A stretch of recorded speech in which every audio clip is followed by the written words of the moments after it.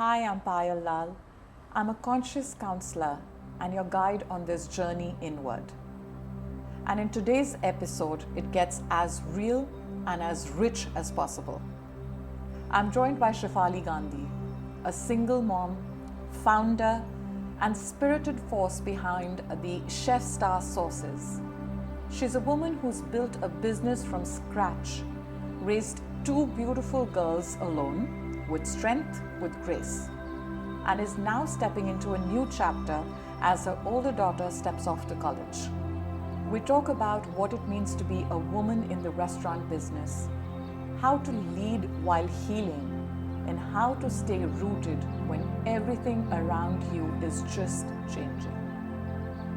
This episode is a tribute to all the mothers out there, the makers, the women who keep stirring the pot, literally and figuratively, both in the kitchen and in real life.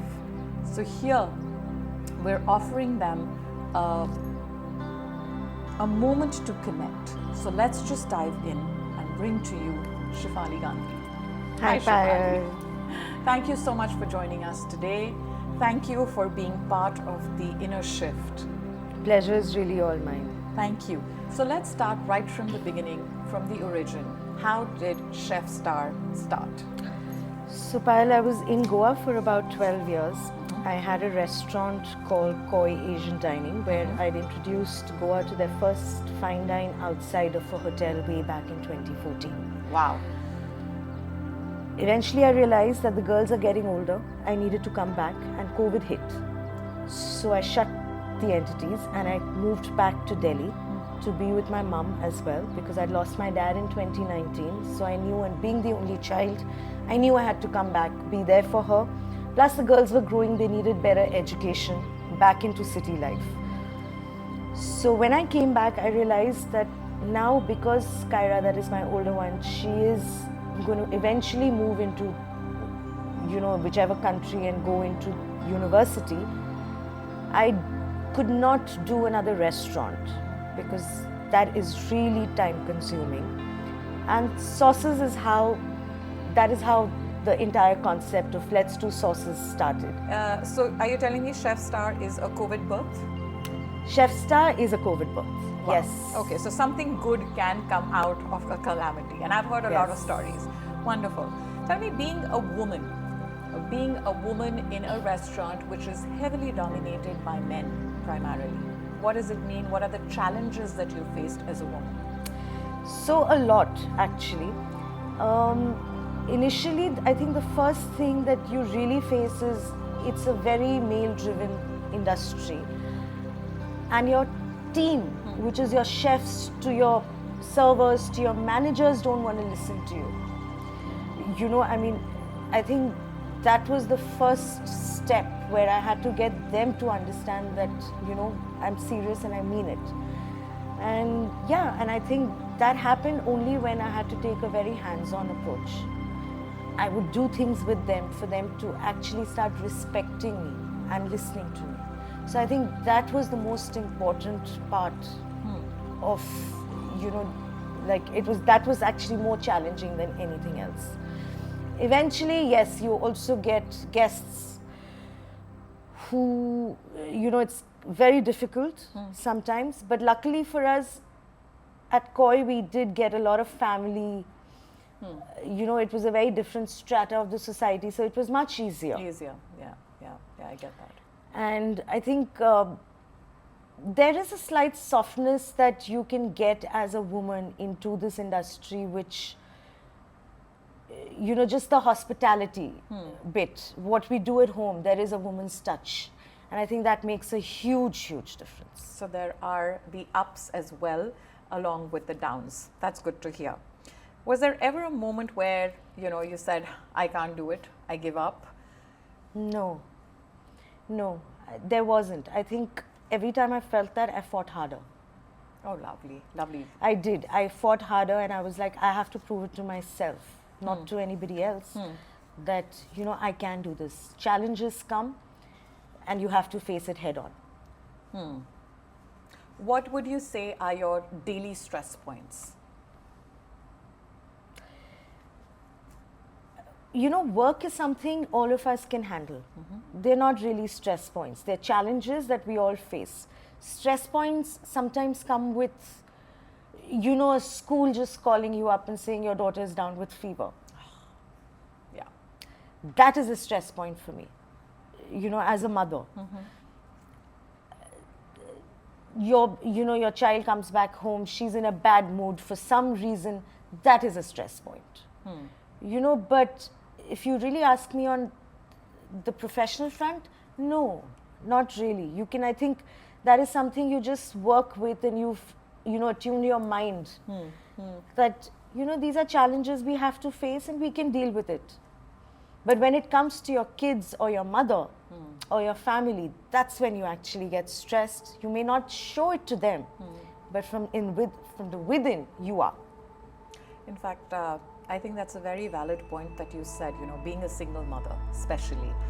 Do you feel that you've always had to have this strong front, that you can't show your emotions or how you're struggling to them? Initially, yes. When they were younger, definitely. It used to be, you have to, even if you're having a breakdown, you cry in the bathroom and you come out. Right? Yeah. So, but you're always smiling. You show that strength to the children. Now, as the kids have grown, they've understood. And today, my older one is probably my best friend. She's more like a sister, best friend, rather than a daughter. Stealing your makeup, your clothes, your shoes. Luckily, the makeup, not the makeup, but the shoes and the clothes definitely. Makeup not, because she's not into it. Ah, okay. So, but the rest, yes. I'm sure the younger one, as the years go by, will be stealing my makeup as well, but not the older one. So, now you're a single mother, you're a businesswoman. That's a world of emotional upheavals, a world of emotional ups and downs, apart from everything else. How do you hold on to both roles without losing your cool? I get into the kitchen, even at home. That's my safe space. And meditation for me, actually. Wonderful. We have a brilliant candidate here. Go ahead. Go ahead. So it's just, sometimes it's just bonding, like coming back home, cooking a meal for the girls in the evening. And, even if you've had a really stressful day at work, once you get into, at least for me, once I get into the kitchen, it just calms me down. And this I learned from my father. I mean, he went through the same thing. He was a lawyer. He was a senior advocate from the Delhi High Court. And he would come back home after a hard days of work at the courts and come and cook. And I remember eventually I would not eat at home from what the cooks at home were cooking, and I only wanted him to cook. So I think it's probably in the genes, because the girls have got it. And the girls have got it from me as well. Wonderful, wonderful. So, but it is, and it just calms you down. It takes it's not meditation in the the literal sense, but for me, I think meditation is what works for you, and that's exactly and what meditation just gives you peace and happiness. Exactly, and that is, you've made a very valid point here, saying that is meditative for you, and that is something that I want everyone to understand. Meditation does not necessarily mean just sitting in one place, closing your eyes and going within. For everyone has different ways to meditate. Her personal choice of straddling these two very important roles is getting back into the kitchen. So that is the meditative space for her. I can't do it. I don't want anything to do with cooking when I reach home. I want everything there for me. But right. Yeah, I get it. That's how you handle your roles and you handle your stress, and that's beautiful. What is your, if you were to summarize your journey as a parent, what would be the one thing that you would tell your girls, or the one lesson you would want to impart to your girls? Be grounded. Be loyal to yourself. And do right. by yourself and others? By yourself and others. Again, a very, very important part, Shefali, that you've said, because if you can't be true to yourself, if you can't be loyal to your own self, A, you can't expect others to, and B, nobody else is going to. Nobody else is going to. So that's a beautiful point, and something that she wants to pass on to her children. I would say, And she's hopefully, passed I on think to I everyone. have. I'm Hopefully, fingers crossed. I'm sure. You know, conscious parenting is kids learn way more by observation than by what we teach them. And True. I can see how grounded you are. I can see how you have brought, I mean, the grace that you're carrying in this moment as well. I'm sure the girls are learning from that. I hope so. Moving on. Before I move on to the mental health, I want to ask you, I know your older one is off to college. Yes, which is something I don't really want to think about because it's really going to be empty without her, considering, you know, because now she is like I said earlier, she is a best friend and a sister more than a confidant, more than, you know, just a daughter. So yeah, I am going to miss her and I don't really want to think about it, but yes,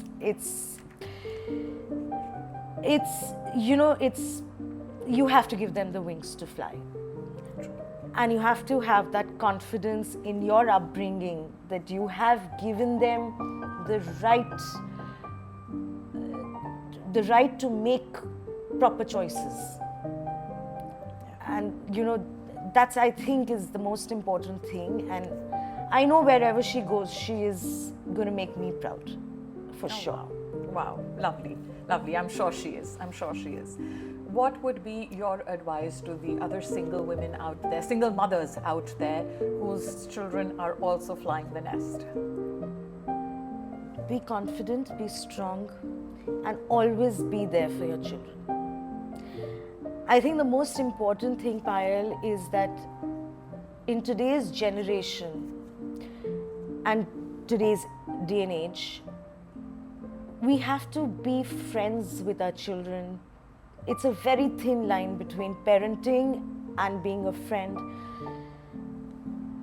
Everybody has their own equations. You have to figure it out.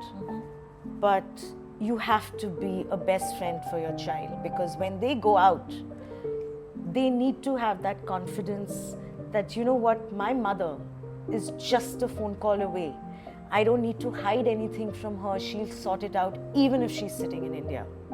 You know, it really feels as if I'm sitting in that chair and saying that, because it's exactly what I said to both my children, that it shouldn't be, you know, oh my God, how do I tell my mother? But it should be, oh my God, I have to tell my mother so that she can be, you know, there for me.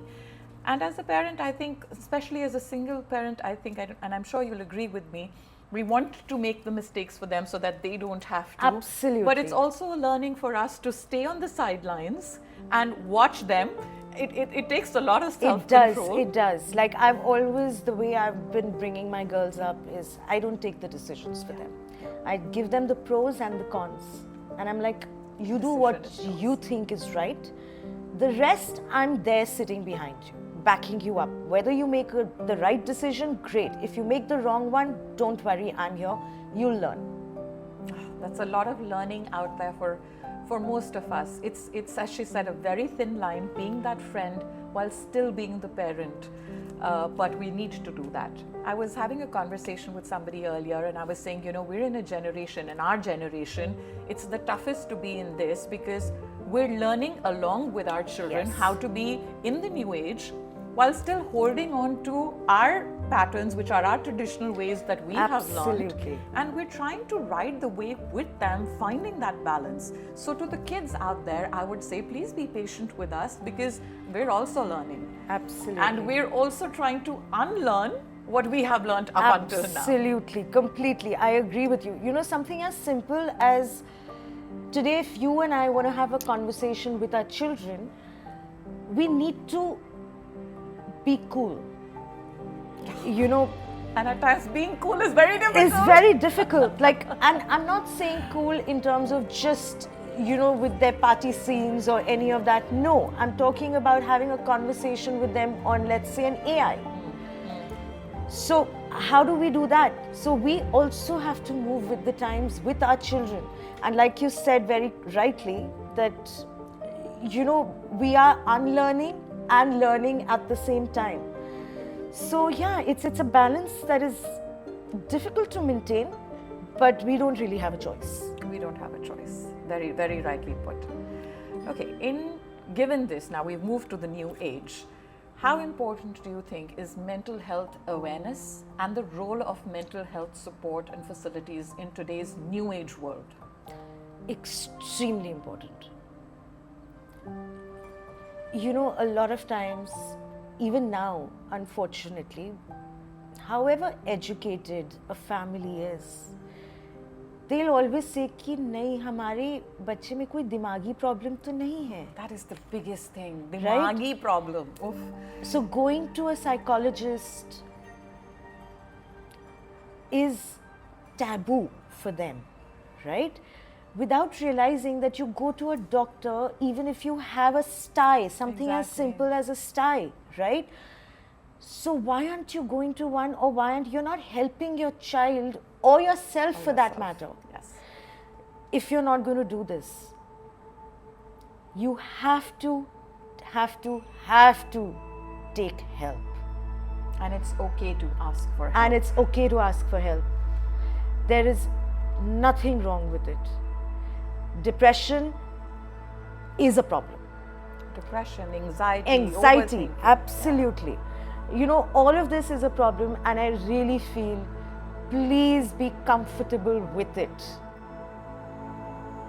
Don't think about society, don't think about anything. You have to be comfortable with it within yourself and say, yes, I have this issue and I am going to a doctor. I am going to get treatment and I'm going to get out of it. Thank God. I mean, it feels so good to hear someone, speak the same language. So, are you also equally willing to look at the alternative ways of wellness which are so big today, like meditation, like hypnotherapy, like breath work, because these are ways to wellness, right? Absolutely. Why not? If something can work for you alongside, let's say, your medication which a doctor is going to give you, but that is only going to work to a certain level. You cannot be having those medicines throughout your life and forever, right? So a doctor can only do that much. Post that, you have to take charge of your own self, right? And for that, if any of these work, experiment. I say experiment and see what works for you. And if it works for you, do it. It could be yoga, it could be meditation, it could be, like I said, for me, it's cooking, right? And, so it could just be anything, but it's really important. Find what works for you. But do it, because it's extremely important. I get that. Coming back to your work, coming back to the inner world of a founder, if I may. So running a business often looks shiny from the outside, but what do the tough moments look behind closed doors? Yes, so especially in the hospitality business, it's all beautiful outside. It is an industry where they say it's glamorous. So a lot of times when we had, hotel management interns come to us, they come thinking it's a really glamorous industry without realizing that whatever issues we may be having, like something as simple as maybe, you have a packed restaurant and suddenly your oven has just conked off, right? I remember you telling us this story, right? Yes. So what do? You don't have an option. You cannot go and tell your guests that, this is not available because the oven has conked off. So we look at alternatives, but that stress is at the back of the house. Nobody sees that. Nobody sees that. So, we do have a lot of stress points like that. A completely packed restaurant, 3 guys haven't shown up in service. We deal with it. At the end of the day, it is the SOPs and the training that we give, which is what is extremely important. So discipline and towing the line, following the rules that are laid out. Absolutely. How do you handle comparison? This is an industry where there is comparison, there is you have these catering services, you have all of this popping up, cloud kitchens and home chefs and all of that. How do you navigate through that, and how do you handle comparison? So, well, now Chefstar as a brand is actually supplying to restaurants. We're supplying our sauces to restaurants where they can cook with them in institutional packs. So, the comparison now for me with Chefstar as a brand is about how the chefs actually experiment with our sauces and make the dishes. Oh, how interesting. So, our sauces are extremely versatile, and you can use them either as dips or you can use them for cooking. So, it all depends. So, we're also into concentrates now. So, we're doing very interesting concentrates for chefs to actually work with, which turn out to be cost effective also for them, and also interesting flavors that we're creating. So now the comparison is actually left to them, not to me. But when I was in the restaurant industry, I didn't have a comparison usually, honestly speaking. I didn't compare myself. I wanted to carve my own niche. And the minute you compare yourself to anybody else, what happens is you're so busy comparing that you forget to do what you're doing right. So comparison is not the healthiest thing in the world. I don't even compare my two girls to each other. Again, they wonderful both piece have their own individuality and they're both good at what they do. So why compare? And that is why she's on the episode today, because she has got it all right. She really does. So I really commend you on that. Thank you. Honestly. One last question. What is that one mind shift that you think you have made within yourself, especially when times were heavy, whether it was a personal crisis, whether it was a business crisis, something that you shifted in your thought, in your belief patterns that you feel has made a difference? So Paayal, when I was going through a tough time, the kids were very young. And I realized I also had a restaurant to run. At that point, I realized, I said, I did seek help. I did go to a psychologist because I thought that was the best way to get over what I'm going through. Because whatever I'm going through, if I do not change it into positivity, that is going to trickle down to my children and my work. So I couldn't take that chance. So I did go. I did seek help, and I did come out strong. As we can see. I did. And having said that, every experience that you face makes you strong. So one shift, I don't think may be a right word. I think there'll be lots and lots of them, because there's been so much learning over these period of these years, so many years, that every day is a learning. And every day teaches you something, where something in your mind just changes and say, you know what, this is how I'm going to do it today. Wow. Learning every day, finding learnings in everything, in every experience, and we growing are stronger. human. We evolve every day. Absolutely. We can't turn around and say we've learned it all. No, every day is a new learning for us. Amazing, amazing. Thank you, Shefali, for your humor, for your honesty, for your heart, and just for what a wonderful, wonderful human being that you are.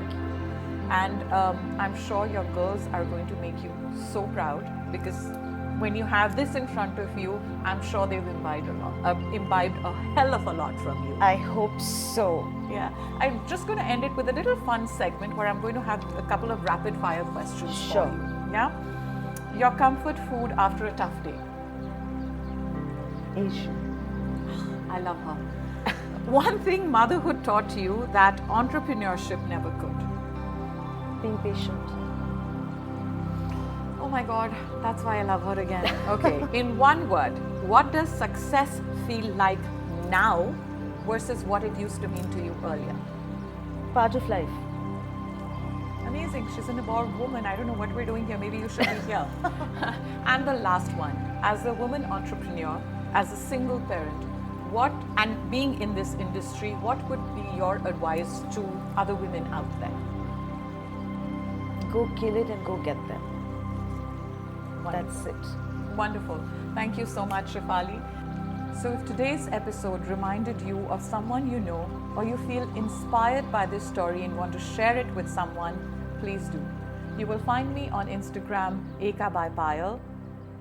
Until the next time, stay rooted, stay grounded, and remember, your story is your strength.